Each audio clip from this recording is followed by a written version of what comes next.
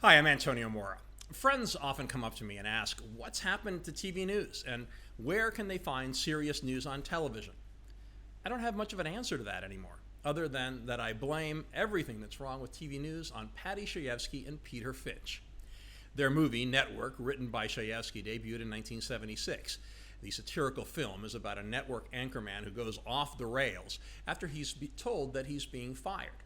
Played by Finch, the character, Howard Beale, famously rants on TV that he's mad as hell and can't take it anymore. His rantings make ratings spike, and instead of getting fired, his new show becomes a major hit. I won't spoil the rest of it for the two of you who haven't seen it. Chayefsky and Finch died before they saw just how prescient their satire was. I can't imagine they thought there was any chance their fiction would become reality. And it couldn't have before 1987.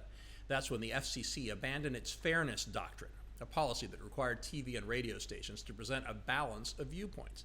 The demise of the rule opened the door for conservative talk radio, and then a decade later to what became liberal and conservative TV in the form of MSNBC and Fox News. CNN's 24-hour anti-Trump fest was late to the outraged TV party a couple of decades later. The acquisition of the TV networks in the mid-'80s by publicly held corporations didn't help either. All of a sudden, news wasn't just a public service, it had to turn a profit. And guess what? Making noise got ratings. TV and radio executives quickly learned the lesson that people prefer to listen to pundits yelling opinions at each other than objective journalists reporting the news. Here's where network exerted even more bad influence. In another rant, Howard Beale complained about how he'd spent 15 years sitting behind that desk, the dispassionate pundit, reporting with seeming detachment the daily parade of lunacies that constitute the news. And just once, I wanted to say what I really felt. Beale was in effect arguing against the poised, somewhat impersonal anchors like Walter Cronkite, who delivered information in a straightforward way, letting viewers connect to the stories and the images used to illustrate them.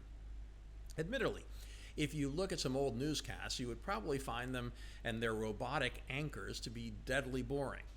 The more conversational style of anchoring in recent decades was a positive evolution. In fact, in my university class, I teach prospective anchors to be connected to what they say. They can't report about a mass shooting at a school in the same way they describe debate in Congress over the budget. But the pendulum has swung too far away from the dispassionate anchors of the past, bringing us to what we have now, these overwrought anchors of the present, who tell viewers what to think instead of letting them think for themselves.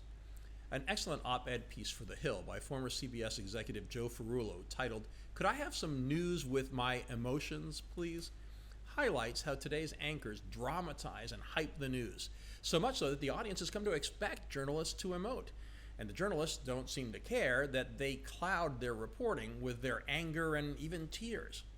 Self-righteous pomposity has become the norm in much of cable news.